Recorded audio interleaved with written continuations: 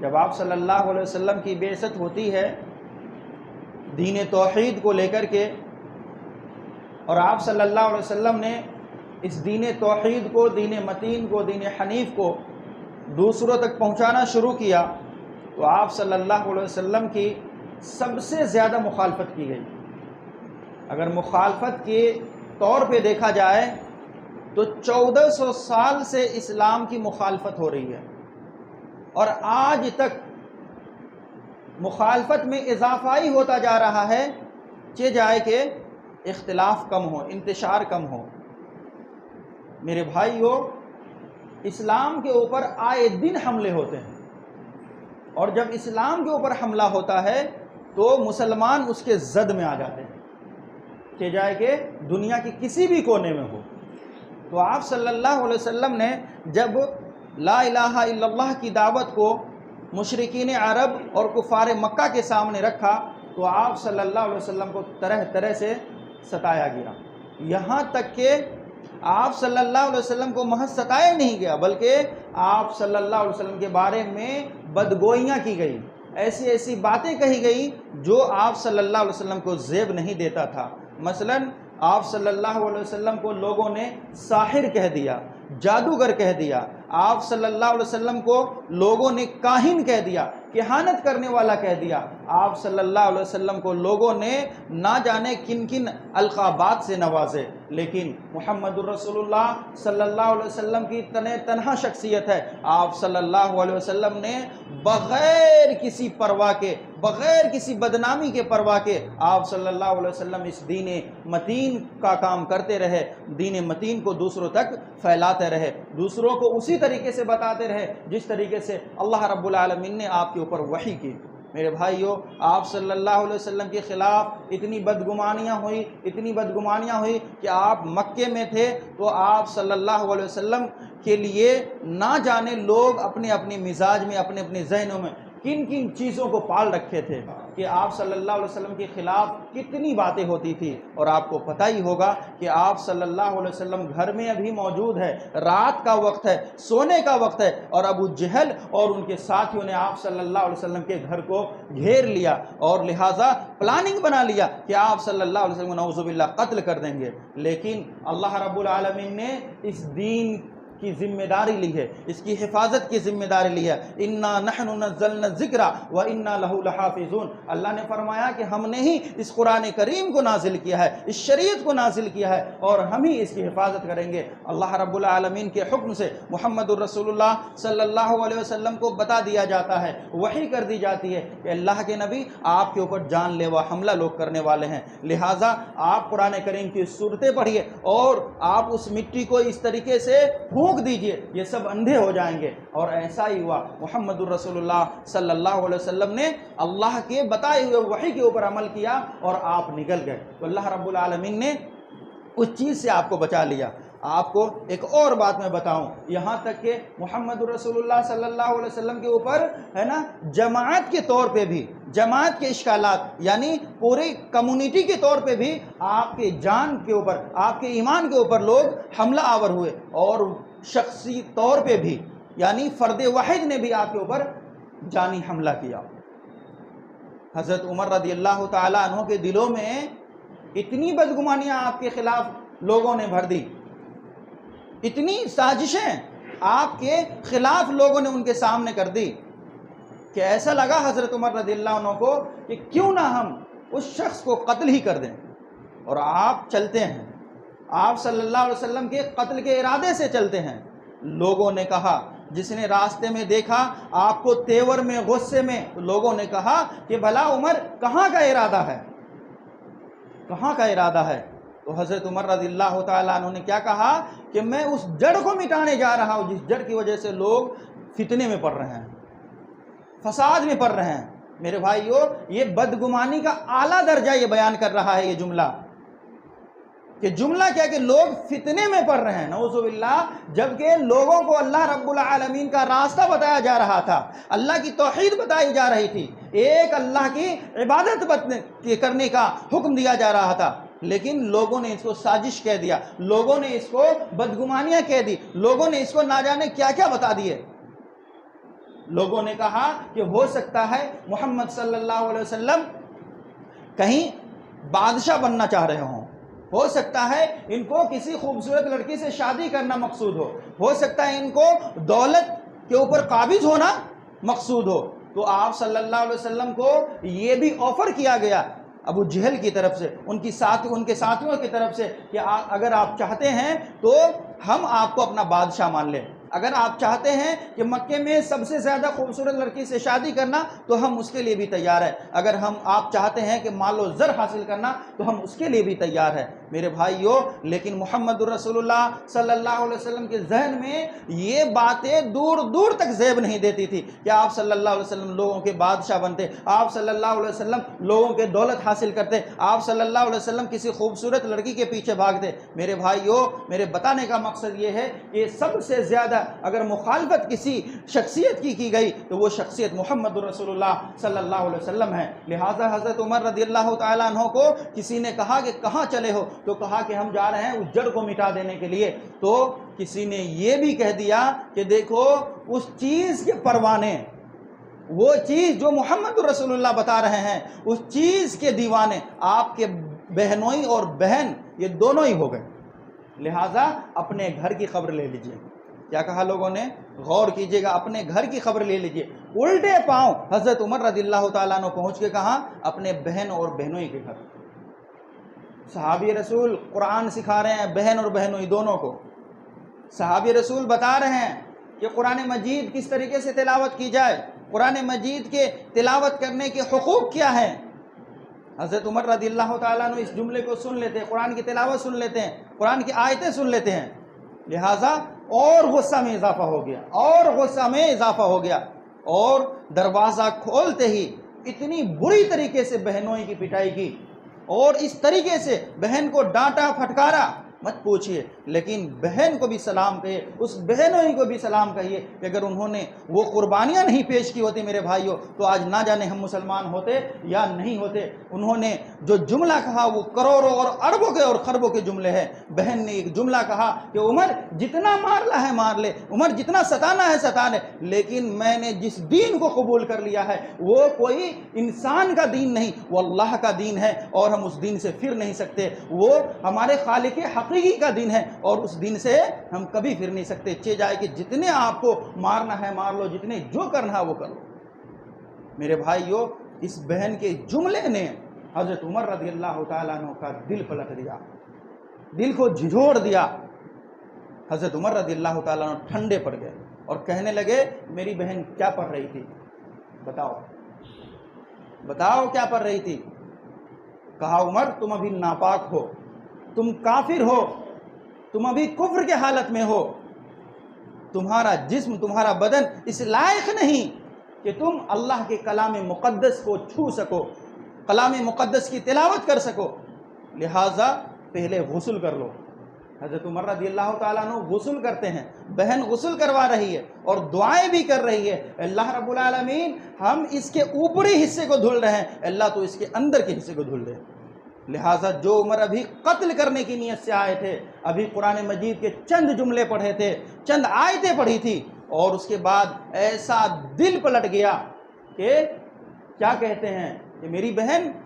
مجھے اب مجرم کی شکل میں محمد الرسول اللہ صلی اللہ علیہ وسلم کے پاس لے جاؤ، میں تو قاتل بن کے آیا تھا لیکن اب ہمارا ارادہ کوئی ایسا نہیں ہے، بلکہ اب تو ہم غلامی اختیار کرنا چاہتے ہیں۔ تو میرے بھائیو، اس واقعے سے بتانے کا مقصد یہ ہے کہ سب سے زیادہ اسلام کے خلاف بدگمانیاں پھیلائی جاتی ہے، سب سے زیادہ مسلمانوں کے خلاف بدگمانیاں پھیلائی جاتی ہے، سب سے زیادہ سنت کے خلاف بدگمانیاں پھیلائی جاتی ہے۔ ہم لوگ بدگمانی کے شکار نہ ہو،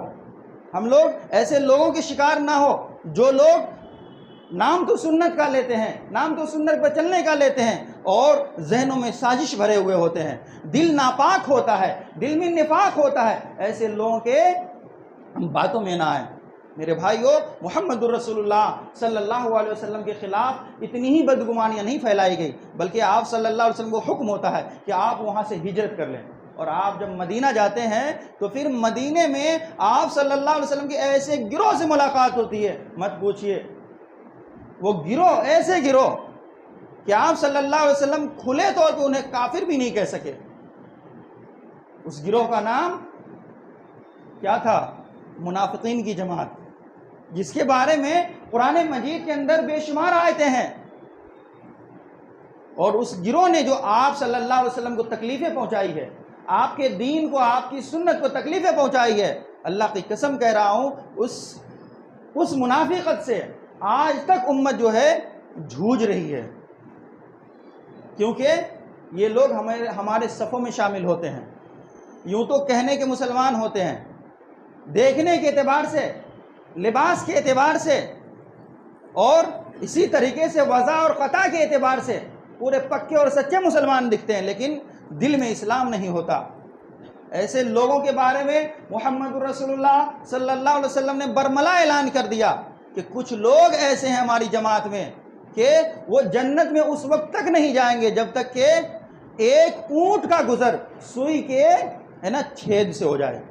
یعنی آپ صلی اللہ علیہ وسلم نے ایسا جملہ فرمایا کہ وہ چیزیں ہونے والی نہیں ہے، یہ ایک ابھیلاشا ہے۔ یہ کیا ہے؟ ایک ابھیلاشا ہے کہ اگر میں آپ سے کہوں کہ اگر میں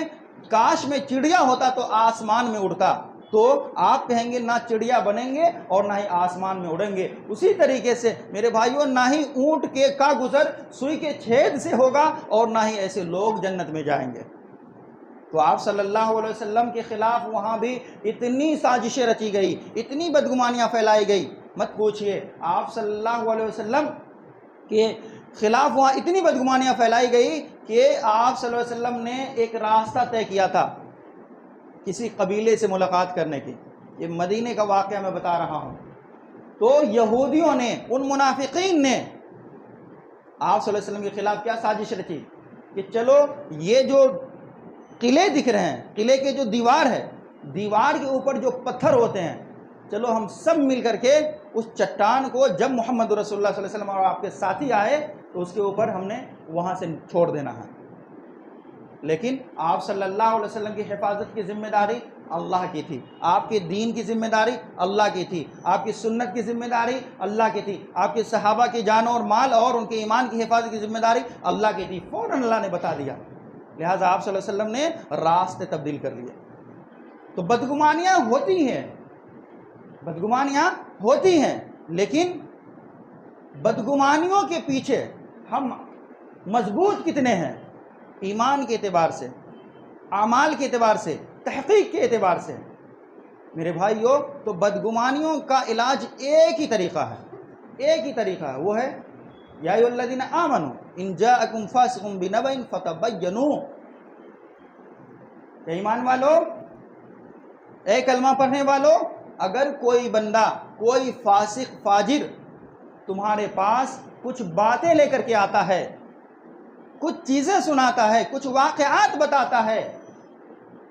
تو تمہیں چاہیے کہ تم بدگمانیوں کا شکار نہ ہو، بلکہ اس چیز کی تحقیق کر لیا کرو۔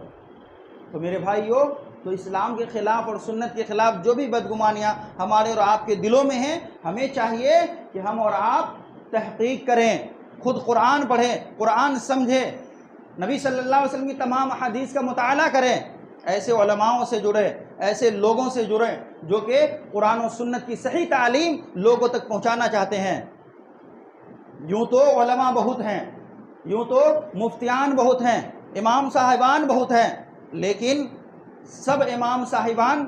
آپ کو قرآن و سنت کی ہی باتیں نہیں سناتے، بلکہ قرآن و سنت کی آڑ میں اپنے مسلک کو پروموٹ کرتے ہیں، اپنے مسلک کی تبلیغ کرتے ہیں، اپنے اماموں کی پیروی کی طرف لوگوں کو بلاتے ہیں۔ میرے بھائیوں، ان تمام چیزوں سے باہر نکلیے اور آئیے قرآن مجید کے آیتوں کے حکم کی طرف، قرآن مجید کی آیتوں کی عظمت کی طرف آئیے، محمد رسول اللہ صلی اللہ علیہ وسلم کی سنت کی عظمت کی طرف، آپ کے صحابہ کی پیروی کی طرف۔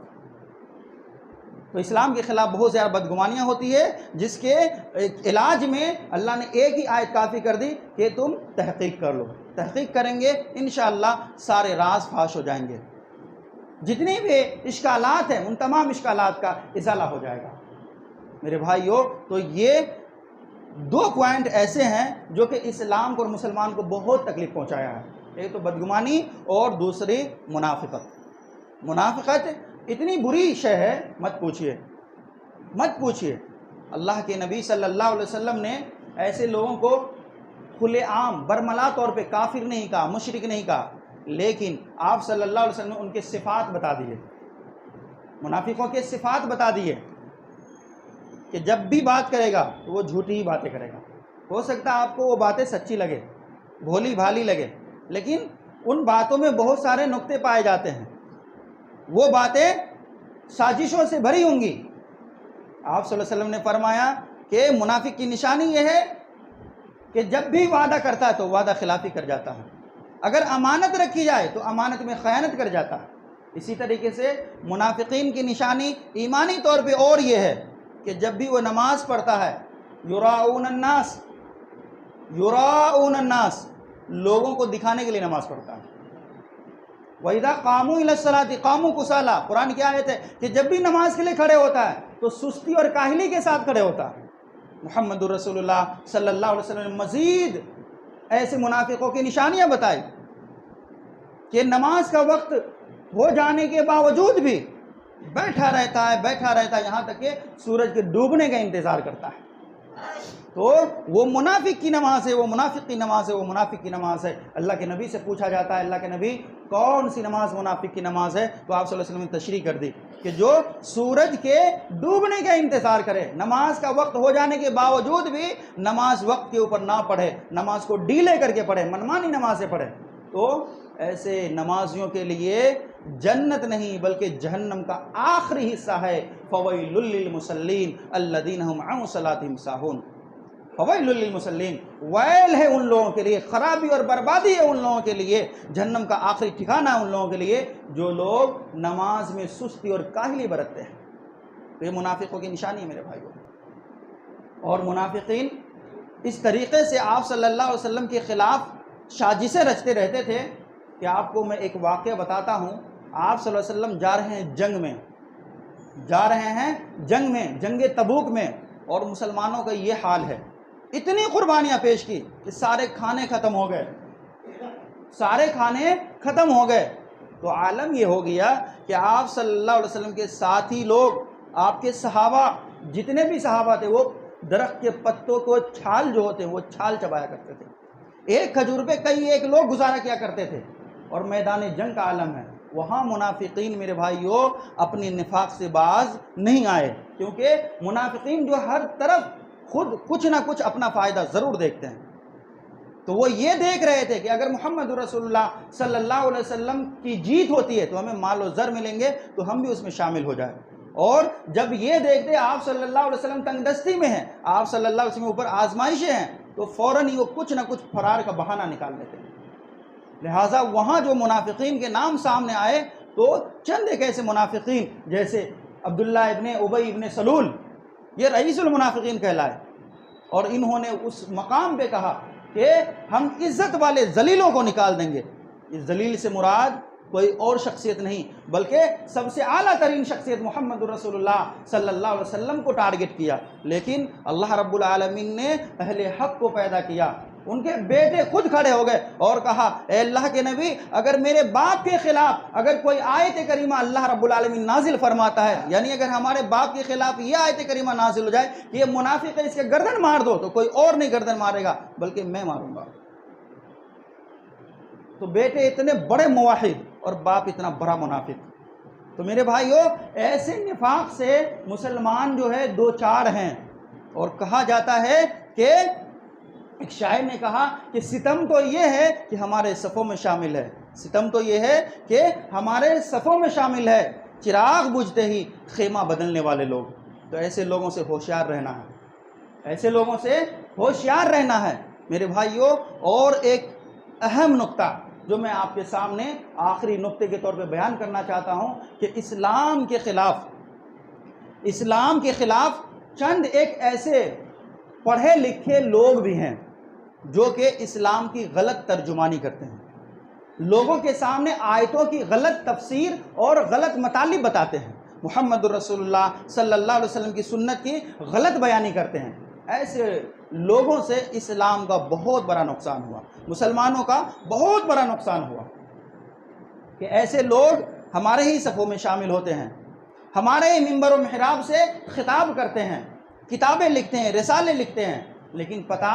ہمیں نہیں چل پاتا کیونکہ ہم نے اسلام کو صحیح سے پڑھا نہیں ہے، ہم نے اسلام کو صحیح سے جانا نہیں ہے۔ تو میرے بھائیوں، ایسے غلط بیان لوگوں سے بھی، غلط علماؤں سے بھی اپنے رابطے توڑ لیجئے۔ بہت سارے بھائی کا یہ سوال ہوتا ہے کہ ہم اچھی باتیں لے لیتے ہیں، بری باتیں چھوڑ دیتے ہیں۔ تو آپ کو اتنا علم ہونا کہ صحیح اور غلط کی پہچان کیا ہے، یہ ضروری ہے، یہ بہت ضروری ہے۔ آپ اگر قرآن کریم کو الحمد سے لے کر کے والناس تک ترجمے اور تفسیر کے ساتھ پڑھ لیے ہیں اور تمام آیتوں کے احکامات کو محمد رسول اللہ صلی اللہ علیہ وسلم کی سنت کی عین روشنی میں آپ نے مطالعہ کر لیا ہے، تو آپ کے لیے جائز ہے کہ ہر ایک کو سنیے اور آپ خود رزلٹ نکال لیجیے۔ اگر آپ کے پاس یہ ملکہ نہیں ہے، اتنا علم نہیں ہے کہ آپ تمیز کر سکتے ہیں حق اور باطل کیا ہے، آپ تمیز کر سکتے ہیں کہ کون سی آیت کریمہ کی تفسیر کیا ہے، کس حدیث کا حکم کیا ہے، تو آپ ایسے ہی لوگوں کو سنیے جو کہ بالدلیل، دلیل کے ساتھ آپ کے سامنے قرآن و سنت پیش کرتے ہیں۔ یہ بات غور و فکر کرنے کی ہے۔ اب کچھ لوگ ناراض ہو جائیں گے، بھائی ایسی ایسی باتیں آپ نے کیوں کہہ دیا؟ ہم تو رکھتے ہیں، ہاں آپ کو اجازت بھی میں دے رہا ہوں کہ اگر آپ اتنا ملکہ رکھتے ہیں تو ضرور سنیے، کوئی اعتراض نہیں ہے۔ اگر آپ اتنا ملکہ نہیں رکھتے ہیں تو ایسے غلط ترجمان لوگوں سے اپنے آپ کی بہت زیادہ حفاظت کرنے کی ضرورت ہے، کیونکہ اگر آپ بدگمان ہیں کہیں نہ کہیں تو آپ ہو سکتا ہے وہ بدگمانی کسی مومن شخص کے ذریعے سے آپ کے سامنے کھل کے سامنے آ جائے وہ مسئلہ اور آپ اپنی اصلاح کر لیں۔ کوئی منافق آپ کے ساتھ نفاق کر رہا ہے تو کسی مومن اور موحد لوگوں سے آپ کی ملاقات ہوگی تو اس کا نفاق سامنے آ جائے گا۔ لیکن یہ غلط ترجمان لوگوں سے آپ نے اگر بیعت کر لی ہے، آپ مریدی اختیار کر لی ہیں ایسے لوگوں کے، تو پھر سمجھیے آپ کو ان کی باتوں کے علاوہ کسی اور کی باتیں اچھی اور سچی کبھی نظر نہیں آئیں گی۔ اس لیے ضروری اس بات کی ہے میرے بھائیوں کہ ایسے لوگوں سے بھی کیا کیا جائے، بچا جائے۔ اللہ رب العالمین نے ایسے لوگوں کے بارے میں سورۃ الاعراف کے اندر آیت کریمہ نازل فرمائیں، ایسے علماءوں کے بارے میں، ایسے مفتیان کے بارے میں، ایسے قاری صاحب اور امام صاحبان کے بارے میں جو قرآن و سنت کی غلط ترجمانی بیان کر رہے ہیں۔ اللہ نے فرمایا کہ دنیا میں ان کا یہ حال ہوتا ہے کہ وہ کتے کی طرح ہانپ رہے ہوتے ہیں اور آخرت کے دن بھی ایسے ہی شکل میں ان کو اٹھایا جائے گا کہ ان کی زبان باہر ہوں گی کتوں کی طرح، جس طریقے سے کتے ہانپ رہے ہوتے ہیں ہمیشہ، اسی طریقے سے ہانپ رہے ہوں گے۔ علماء سو کہا گیا ہے اور علماء سو سے بچنا بہت ضروری ہے۔ اللہ کے نبی صلی اللہ علیہ وسلم نے فرمایا کہ جنت میں بھی عام لوگوں میں سب سے پہلے جو جماعت جائے گی وہ علماء کی جماعت جائے گی، اور جہنم میں بھی سب سے پہلے جن لوگوں سے جہنم کو دہکایا جائے گا وہ علماء کی ہی جماعت ہوگی۔ تو غور کر لیجئے گا کہ جنتی بھی علماء اور جہنمی بھی علماء، تو کیسے لوگوں کے پیچھے آپ کو چلنا ہے اور کیسے لوگوں سے مسئلے مسائل پوچھنے ہیں، یہ آپ کے اوپر ہے۔